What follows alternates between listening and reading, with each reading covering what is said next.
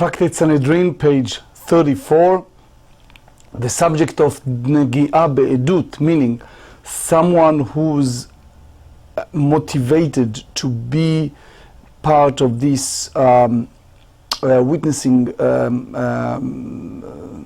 or to be involved with the case has a different motivation than we know, is the core subject of our discussion. Unfortunately, it takes time, a lot of interrogation and inquiries to know the truth, and that's the reason why we mentioned yesterday the subject we're going to study on page 40, which is the process of 7 questions involved with inquiry and interrogation. Here we are, page 33b, 6 lines from the bottom of the page. Dinei mamonot hakol. We learned in the Mishnah that when it's come to a monetary disputation, unlike a subject of capital law, you have to hear, you have to give the opportunity in both ways, which is the people who have some merit to say, or some people who have to make accusations. You don't show any type of preferences. You can start both ways, unlike capital laws. The capital law in general, the Mishnah said that if someone wants to bring merit to the defenders, the person can do it, versus if you want to put a claimant against him, that's only by the power of the judges. So the Gemara asks, Hakol va'afilu eidim. So the part of the Mishnah said that when it's come to a capital law, everyone can come and give a testimony, including the witnesses, even witnesses. Nema matnitin Rabbi Yossi b'Rabbi Yuda velo Rabbanan. So if that's the case, we may say that this match the Mishnah, which we're going to bring soon, that follow Rabbi Yossi bar Yudai and not the sages that disputed him, the Tanya. Here we examine a special sentence in the book of Bamidbar, chapter 35. Ve'ed echad lo ya'aneh v'nefesh. The sentence says, but one witness shall not testify against any person that he die.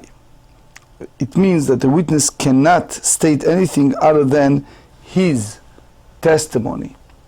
So we derive from that ben lezchut, ben lechova, meaning usually by the statement of the pasuk we cannot put an execution against anyone just by one witness, meaning just having one witness, that's not sufficient to imply capital punishment. But since we said in Dvarim 17, Al pi shnayim edim yumat emet lo yumat al pi ed echad, it means that Yad Ramah explained that if one witness wants to bring up some point that can bring liability, blame against the defender, the person can do it. So that's the whole concept of Hakol, everyone. Everyone can match only the view of Rabbi Yossi, Rabbi Yuda, but it turns that he is dat yachid, that is just one individual. So Amar Rav Papa, here when the Mishnah tells us that everyone can bring zchut, a merit, it's not applied by any means to the witnesses. So therefore, in a way, it's not really correlate to the disputation we brought, but be'echad min ha-talmidim. This is something we're going to study Mitzvah Shem on page 37. Here we speak about one of the disciples sitting before the rabbinic court. So by them, as we're going to study on page 40, they can bring zchut, which means that that's kind of the exception. And therefore, וכדברי הכל, and therefore what we see here, that all agree with the way the Mishnah rules. Page 34, Mai ta'amad Rabbi Yossi bar Yehuda. What's the rationale of Rabbi Yossi, son of Rabbi Yehuda, that he hold that one witness can give a testimony just in case like that. So they said that the Amar Kra Eid Echad lo yaneh benefesh lamut. The pasuk said clearly that one witness shall not testify against any person that he die.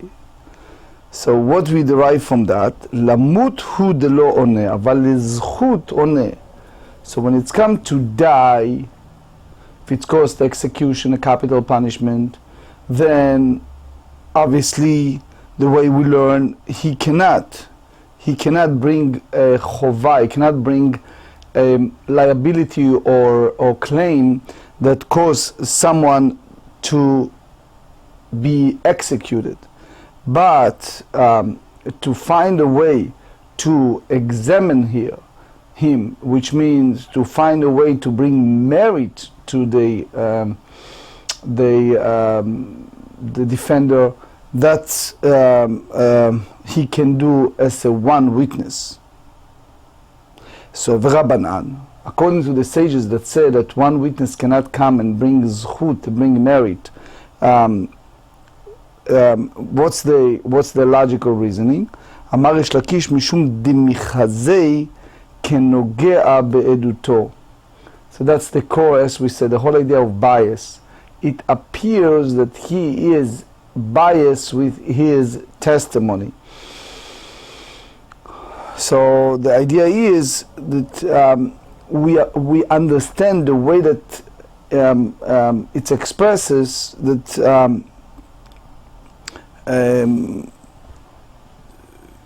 it's involved with being biased, which this is one of those things that the rabbinic court used, beside of the learning and knowledge, the common sense or the intuition, because he feels that he doesn't want the Beit Din to put execution against the fellow. So therefore, and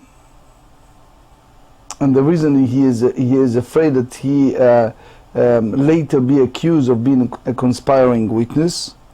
So therefore, he come up with this idea. So the whole idea is he is not truthful, but he is afraid that the other conspiring witnesses will come in and prove that he was lying, and as a result it will be switched to him. So therefore, that's basically what the Torah said in Dvarim 19. They said, Va'asitem lo, you should do to him ka'asher zamam la'asot la'achir, the way he conspired to do against his brother. So therefore, that's the view of the sages, not to the Minchat Elazar, the great rabbi of Munkach. He asked a question on this sugya. He said, if the Beit Din put, hypothetically speaking, let's say the Beit Din said that they should execute someone, and then the fellow knows that the rules was not correct. If he have the opportunity to run away, to escape, so he bring a lot of proofs from the story of Shimon ben Shetach, etc. He hold that the defender can run away. He said he even all hold that is chayav livroach. I heard the same story.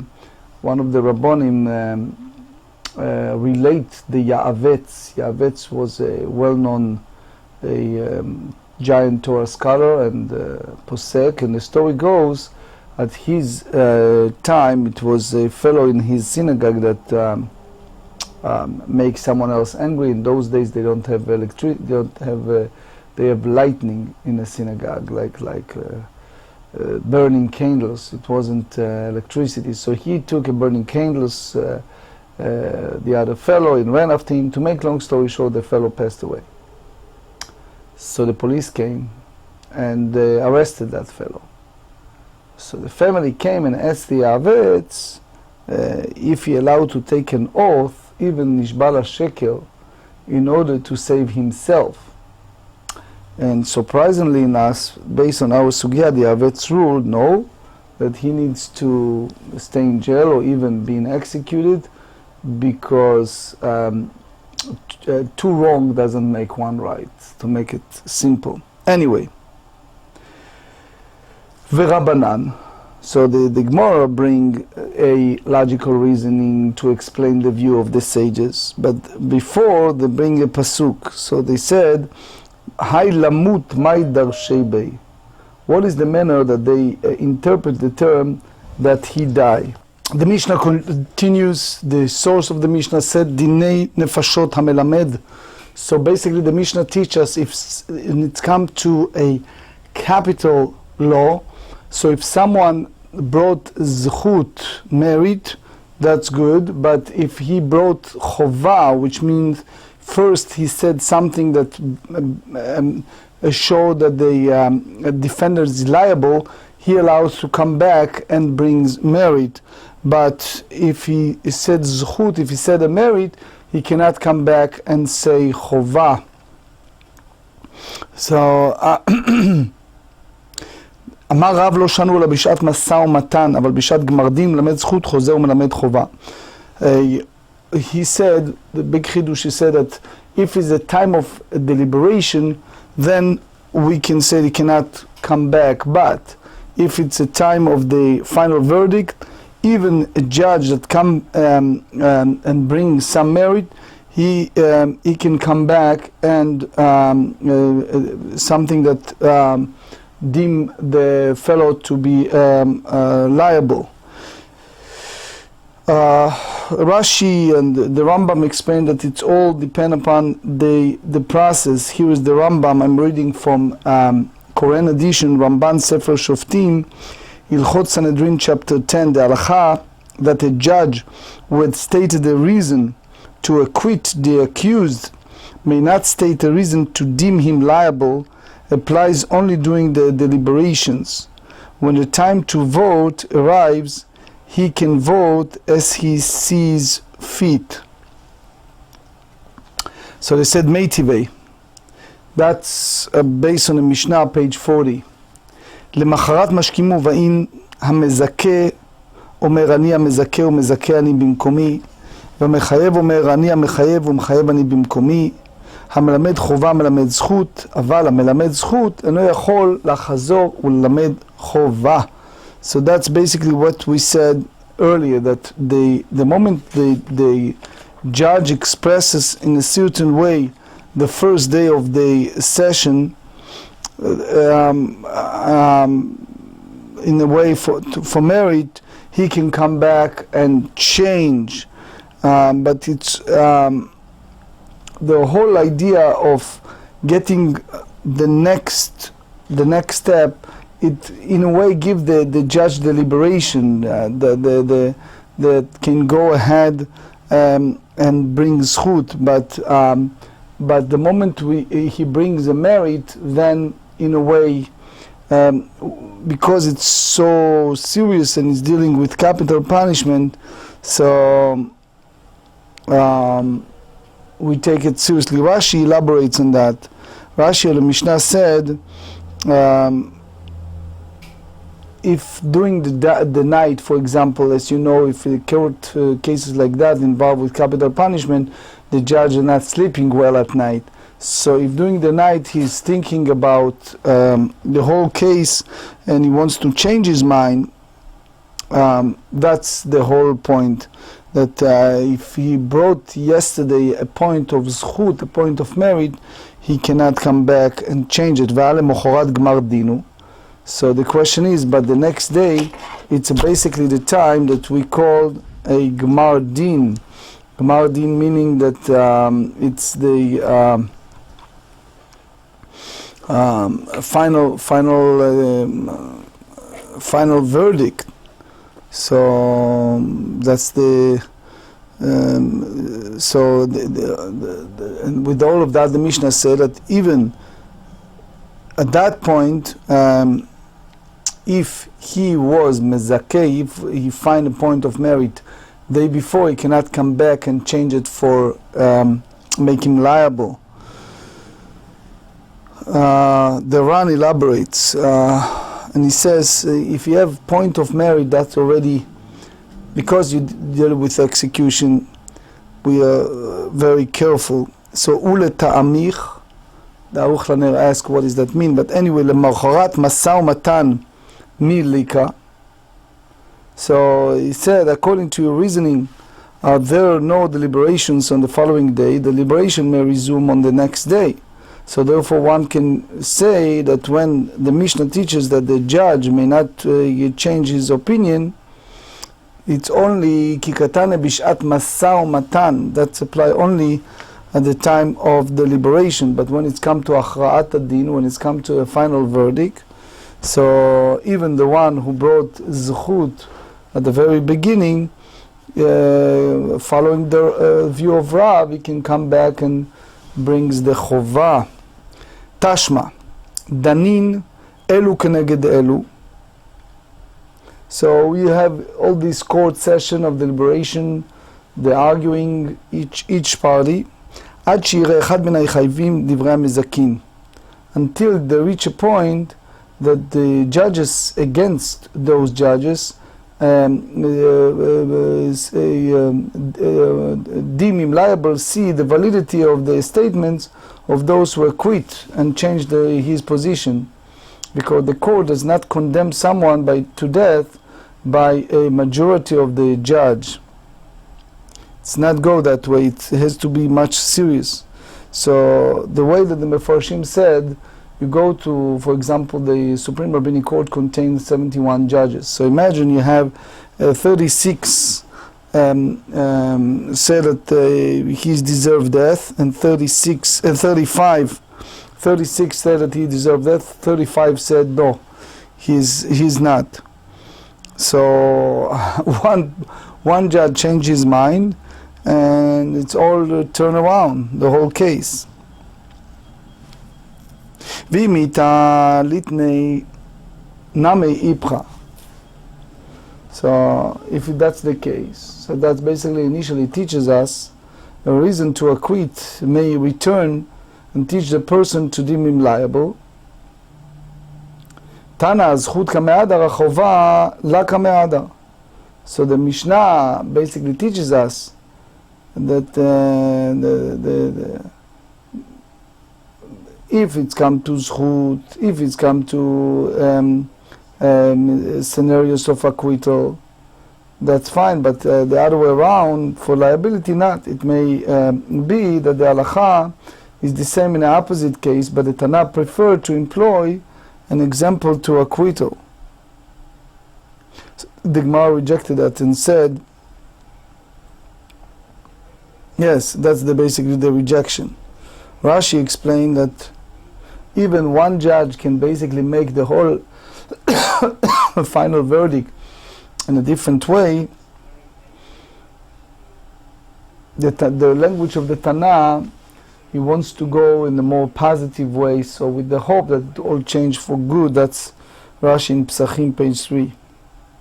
Tashma. Now is another raya against the view of Rav. Damar Rabbi Yossi bar Chanina, echad min hatalmidim shezika umet. If one of the students find a way of zchut of merit and he passed away before they have a final verdict, so when you count those judges, רואים אותו כאילו חי ועומד במקומו. So you treat him as he's alive and he's there. So obviously if you talk about the Talmud, the Aruch Laner said, talk about judges as well. והמעיינים האלו אב הקיים הדר בי. You may say that if he was alive, he retract his opinion. So the whole assumption is that he will not have changed his opinion, although one can do so. So why you think that way? Hashtamia lo adarbe.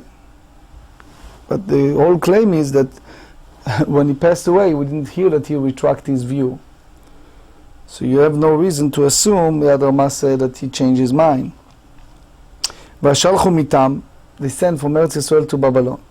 לדברי רבי יוסי בר חנינא מוצא מכלל רבינו. So from the word of Rabbi Yossi bar Chanina we can conclude that he disagreed with the view of Rabbeinu, which is Rav. So that's basically what we said originally, that Rabbi Yossi bar Chanina is hold that the one who find the point of zchut cannot retract his view even at the time of the verdict. So the Gemara said, Ein mutza itmar. It was stated that he does not engage in a dispute with Rav. Margalit Ayam said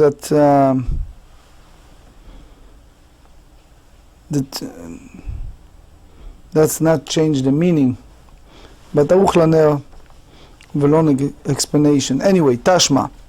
That's the Mishnah we're going to study Mitzvah Shem on page 36. Shnei Sofrei Adinim Omdim Lefneim. Safrei Dedanye is the scribes that sit before the judges, so they are there.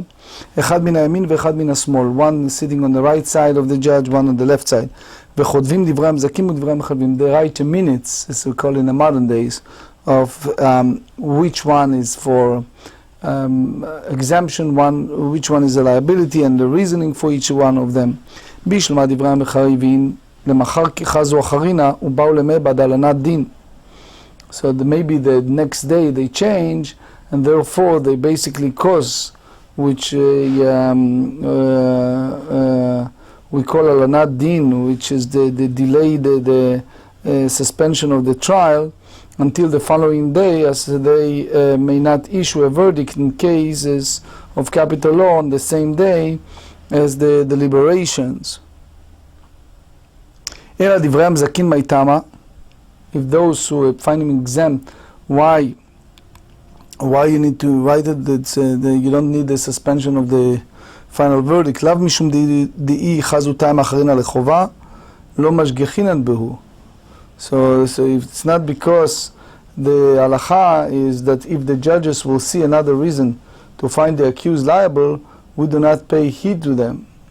So basically, we want to make sure that the judges do not change their opinions. The scribes write their statements. So otherwise the Aruch Laner said, what's the reason to write all these long minutes of those who for, those who against? So he said, לא, כדי שלא יאמרו שניים, טעם אחד משני מקראות. They should not say that the two judges have a view from two different mikraot, from two different verses. If two judges each say the same reason to acquit, but derive the reason from different psukim, they are not counted as two votes. כי דבעה מיני רבי יאסי מרבי יוחנן אמרו שניים טעם אחד משני מקראות מהו אמר לי אין מונין להם אלא אחד. So he hold, when you have a situation like that, if two of the rabbinic judges say one explanation to acquit from two different psukim, so Rabbi Yochanan said to him, we count them only as one, because you see it clearly that one of the deliberations is mistaken. Usually we have the rules that we do not derive from one pasuk two separate halachot. That's what the Rashi said. The truth is that the Rema, Rabbi Moshe Isserlich, and the Nodab Yehuda as well, they basically take it from the Maharit.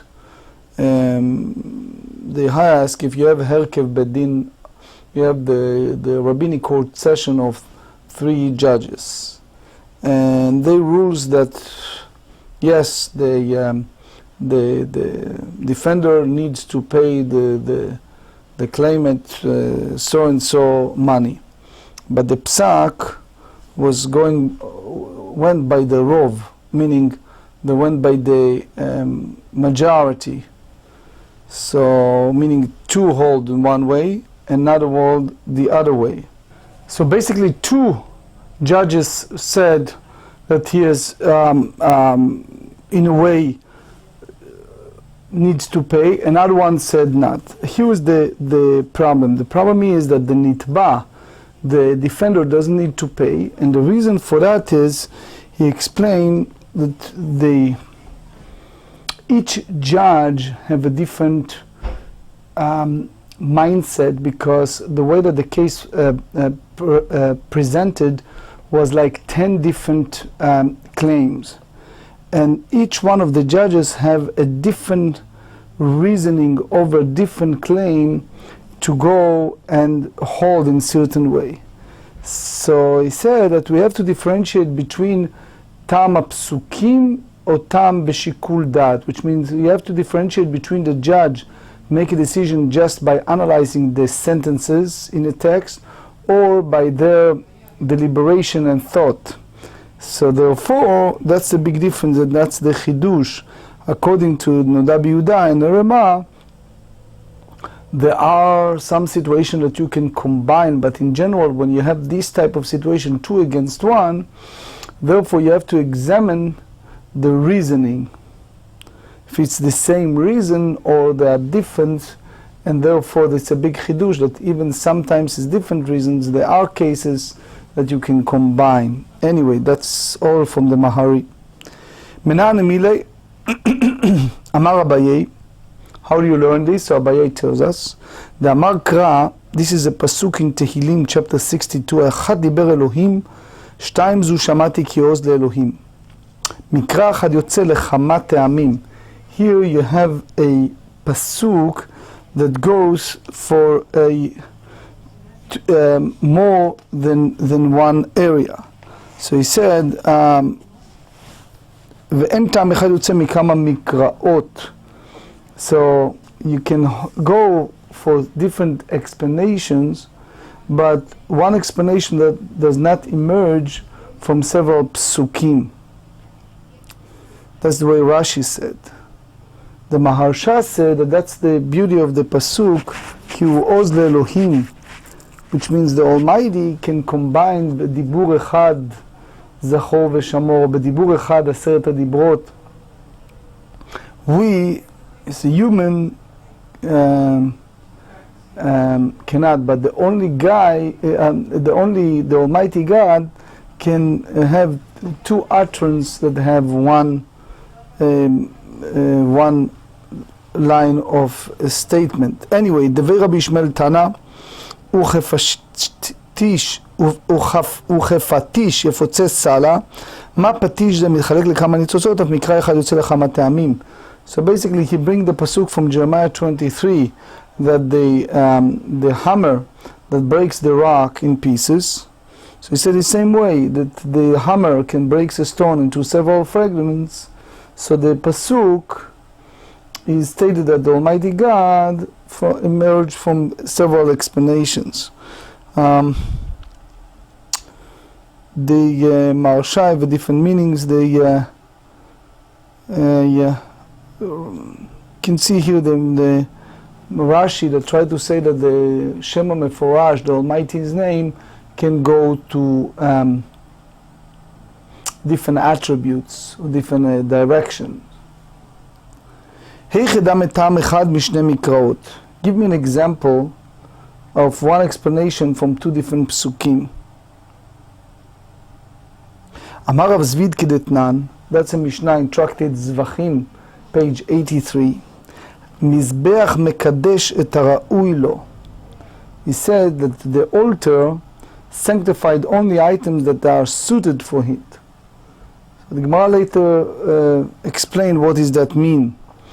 In general, something that is befitting for the altar is befitting to be part of the korban, but then by force of circumstance it turned to have some silut, some blemish.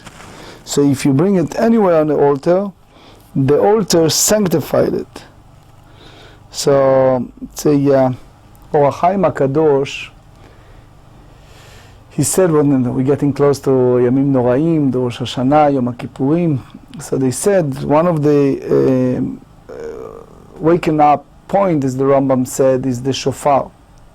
So Or HaChaim said that it's we know that the shofar in Sinai that the Jewish people heard during the time of revelation of Sinai is the same as the shofar of the Mashiach Tzidkeinu, and is the same as the shofar that was originally from Akedat Yitzchak, which we read in Rosh Hashanah, from the point of binding of Isaac. You bring it, you see it originally in the Pirkei de Rabbi Elazar, Pirkei de Rabbi Eliezer. Anyway, so the Or HaChaim HaKadosh asked at the very beginning of Vayikra, in the book of Leviticus, when it's come to bringing an offering, we know that we have certain offering that need to be complete. Kol HaKorban La'akriv, the entire offering needs to be sacrificed. So if it's come to an animal, how do you have the karnaim, the tlafaim, the horn? How that can be? It's all together. So he brings, the Or HaChaim HaKadosh explain, he asks a question, how come Abraham Avinu left the karnaim when he left the horn when he brought an offering? So either we explain based on what we learn in Gemara in Yoma about Pkoa, we learn that the Paka karnaim you don't need to bring as an offering. Another explanation the Or HaChaim offers, he said that it's niya efer, that it's become like ashes. So therefore, it doesn't have the din of kodashin, and therefore you can use it. Rabbi Yoshua Omer, Kol ha'ra'ui le'ishim im ala lo yered, shene'emar ha'ola al mokda. So he hold that anything that's befitting for the burn offering. So if you ascended, you should not descend. So again, עולה שהיא ראויה לאישים, שאם עלתה לא תרד, אם עלתה לא תרד, אף כל שהוא ראוי לאישים, אם עלה לא ירד. So basically the burn offering, since you said that it's good, ראויה לאישים means that it's befitting to be on the altar, so they is suited to consume by the fire, the altar. If it's ascend, it shall not descend. So they say way that any item that is suited to be consumed by the fire on the altar, if it's ascend, it shall not descend. Rabban Gamliel Omer Kol ha'ra'ui lamizbeach im ala lo yered. So he said whatever, any item that is suited to ascend upon the altar, if it's not typically consumed, if it's ascend, it shall not descend, because even if it's in a way disqualified from being sacrificed lechatchila, but if it went up, it's up. שנאמר היא העולה על מוגדל המזבח, מה עולה שהיא ראויה לגבי מזבח, אם עלתה לא תרד, אף כל שהוא ראוי למזבח, אם עלה לא ירד. So it's like the attachment. ותרוויו במאי כמרבו. So the two of them include by means of these explanations. So they said, Psulin, Mar, which is Rabbi Yoshua, Maitela Mimugda, Mar Maitela Mimizbeach. So everyone have a different source. So it's the example of one explanation from two different psukim. So the Gemara rejected it, said, Veha ata miflag pligei, דקתן הסייפה, אין בין דברי רבן גמליאל לדברי רבי יהושע, אלא הדם והנסחים שרבן גמליאל אומר לא ירדו, ורבי יהושע אומר ירדו. So they said only the blood and libation, that's the disputation, which are not consumed by the fire, but do ascend into the altars. Rabban Gamliel said they should not descend, and Rabbi Yeshua said that they descend and they not burn on the altar. It's a famous Hasidic story about the Tiferet Shlomo. He said, whichever מה שקשור לצדיק נקרא קדוש. Anyone who has touched himself to a righteous person, he is part of being with him. That's a derivative, he said, from this Gemara. So now the Gemara offer a different explanation. Ela amar Rav Papa, kedetanya. Rabbi Yosef Glili Omer. Rabbi Yosef Glili hold that mitoch shenemar, because it's written in the Torah in Book of Shmot, chapter 29, verse 37, page 34b, כל הנוגע במזבח יקדש, שומע אני בין ראוי בין שאינו ראוי, תלמוד לומר כבשים, מה כבשים ראויים, אף כל ראוי.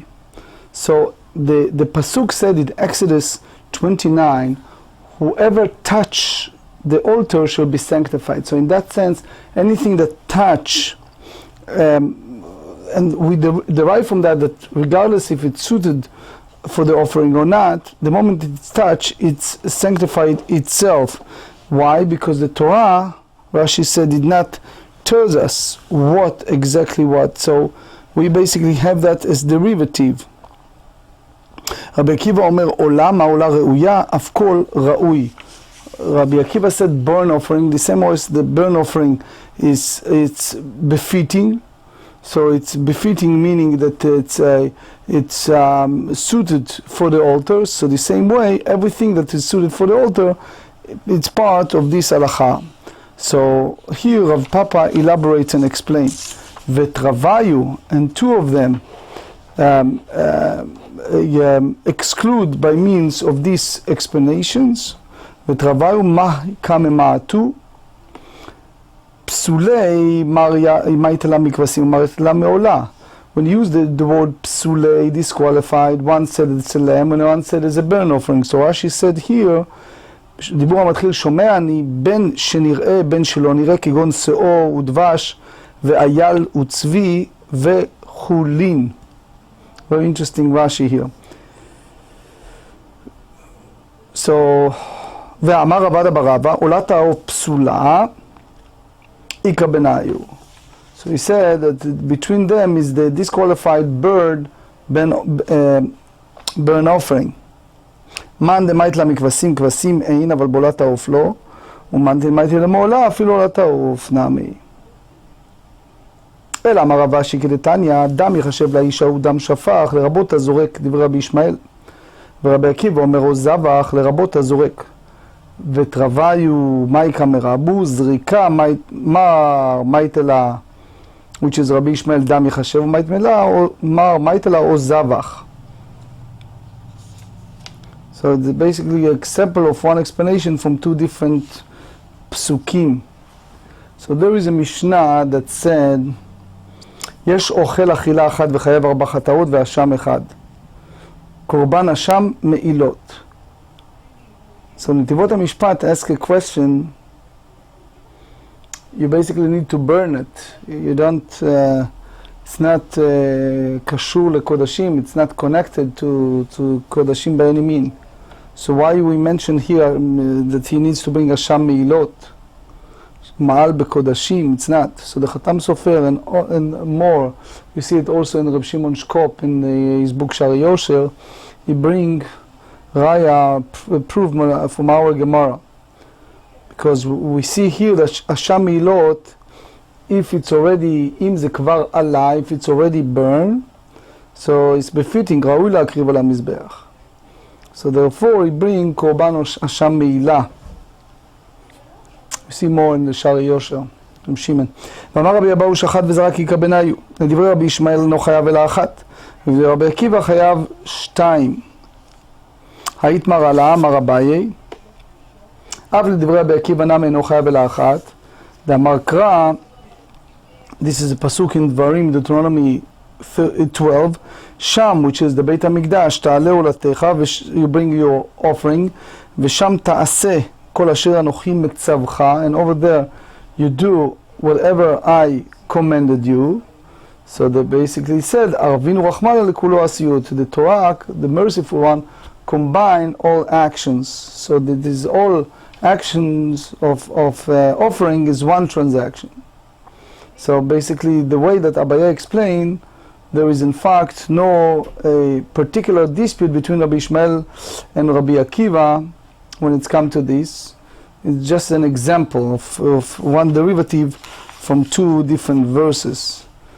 it's a long Aruch Laner here. It basically asks a question, what happened if Am Haaretz, if a person was not educated, brought a paschal lamb, a sacrificial offering, בחוץ, הקריב קורבן בהמת פסח בחוץ. So Rabbi Meir Eric permitted he hold big malach because it was the animal that was bechor, it was the firstborn, and it was a non-Jew that was a partner, so it's take away the kedusha. Anyway, it's a big malach. You can read more in both Aruch Laner and Rabbi Meir Eric based on this Gemara. Dinei mamonot dani bayom begomrim balad. The Mishnah said when it's come to monetary payment, you start the discussion during the day, you finish at night. סימן משפט מענה מטה, מנען אמילה, how do you know? אמר רב ביחיא בר פפא, דאמר קרא ושפטו את העם בכל עת. The Torah said in book of Shemot chapter 18, you should judge people all the times, which means when it's come to mandatory law, mandatory disputation, you can go even at night. That's not to say that you start the session, but you can complete the session if needed at night. You start always at day. יחד תחילת דין נמי, you should start the session at day. So they said, כי דרבא דאמר רבא, כתיב ושפטו את העם בכל עת, וכתיב היה ביום מלכילות בניו. We learn from that analytic understanding of these two pesukim that is not contradiction. ביום תחילת דין, לילה גמר דין. You start during the day, the beginning, the essence of the court session, and the completion, the verdict, it's the end. Tosfot go the other way. Tosfot said, ויפחלק על הממר דמסתר מתחילת הדין עיקר, ועוד ביום מחילו קבלו עדות, דהווה כתחילת הדין. But in short, that's the Gemara, but then they bring an opposite view.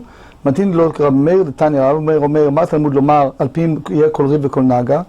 What does that mean? In Egla Arufa it says that according to the court, any matter of dispute to go. Ma'anyan ravim etzel negim. What is the relationship between the two? Ela makish. What is the connection between the disputes and the leper's sores? Ela makish rivim lenegavim. Ma negaim bayom dechtiv vayom merod bo av rivim bayom. Same way as marot negaim, we juxtapose. When it's come to the terminology, the lepers, the leprosy sores, so it has to be during the day. The Kohen needs to see it. The same way is here. So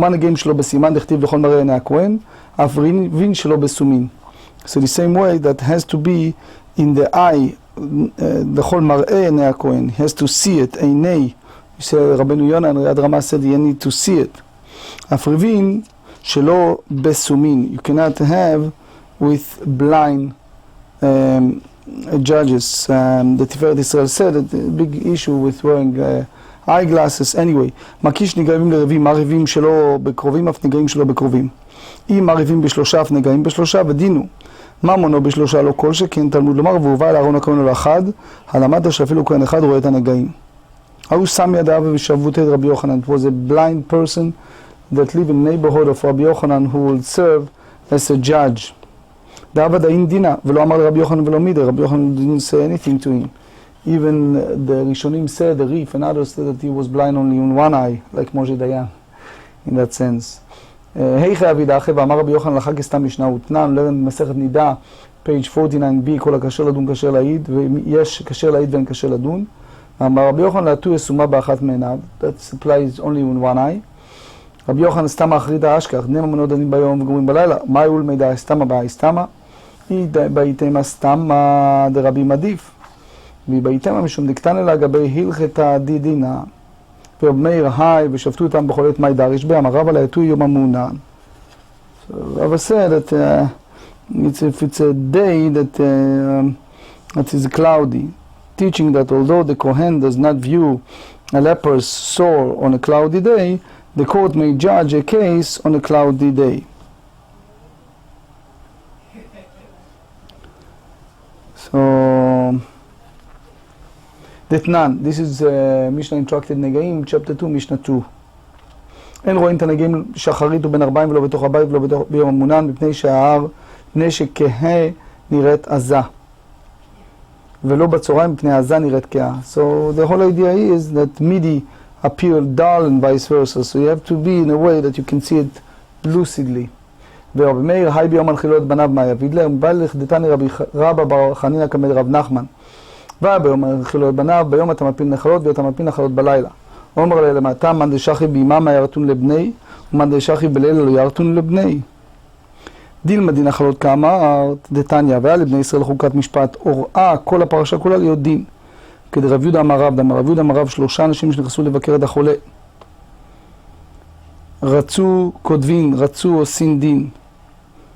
2 כותבין ואין עושים דין. ואמר רב חיסדא לא שנו אלא ביום, אבל בלילה כותבין ואין עושים דין, משום דאבו לא יודעים, ואין עד נעשה דיין. That's what we learn a lot of time, that therefore אמר לי אין הכי כאמינא. So a witness cannot be a judge. One who acts as a witness in a particular matter cannot become a judge with regard to the same matter. So the few points I would like to make before the end. First, the great late posek, the Rav Fisher, Yaakov Fisher, he brings the Minchat Chinuch. The Minchat Chinuch hold that when it's come to Bechor, it's a big difference between Beit HaMikdash time, the temple's time, and our times. He holds that the whole idea of Bechor, it's only in the Beit HaMikdash, it's not the same as today. We have a long ma'alach from the Minchat Chinuch. Also, there is a beautiful writing from the late, great Rabbi Yosef Engel. He brought the Ran. The Ran said that the whole idea of beginning of the session of the court has to be at the day. He bring all the reasons. So he add to that Rabbi Yosef Engel and he said, look, if you have a Shabbat and Rosh Chodesh, or regular Shabbat, and you continue on with the meal after Shabbat, so at Tzevach Litzenu, which is part of the Birkat Hamazon, the grace after meal, you continue on. Why? Because you go the same way. Because since you start already doing one period of time, it carries on and it's continue. The last one I would like to share with you is the Mahalach from the Ostrotzov. The Ostrotzov, the great Hasidic Rebbe, he brought the story of Miriam and Moshe Rabbeinu. As you know, the biblical Miriam, the sister of Aaron and Moshe, she received tzarat, which lucidly you can say leprosy. So Moshe Rabbeinu, the Midrash said, he could not make a psak. Why? They said that he called himself Zar. He says, I'm not a Kohen, I'm Zar. And then they said that Aharon, her brother, could not do it because obviously he's Karov, he's a relative. So Karov Pasul Benegaim, that as we learned, that a relative cannot, is disqualified when it's come to Negaim. So the Ostrotzev asked, why Moshe Rabbeinu himself did not make himself disqualified, lo pasal et atzmo b'gלל shu Karov, did not make himself disqualified because he's relative. So the Ostrotzev explained, based on the Shev Shmateta, in the book Shev Shmateta he brought, you see it also in the Maharal. They both say that the ger she'nitgayer, if someone who convert kekatan shenolad dami, is like a baby that was born. So he said, here when it's come to Ma'amad Har Sinai, everyone else, the Midrash, the Torah said kafal me'arkegi, that it was kind of against the will. Like it or not, they bring you the Torah. Kafalem, it's like the Almighty, in a way, forced them to accept. Versus Moshe Rabbeinu, the text said that he was at the top of the mountain, so he wasn't one of the people that accepted Be'al Korcho, he accepted as is. So therefore, he cannot consider in that sense a Karov. Versus Aaron is part of Kafalem because he was part of nation of Israel. So therefore Aaron is disqualified, Psul betor Karov Mishpacha, because he is relative. And that's the difference between the statement that Moshe Rabbeinu made versus Aaron when it's come to Miriam's Hanvi'ah, her leprosy.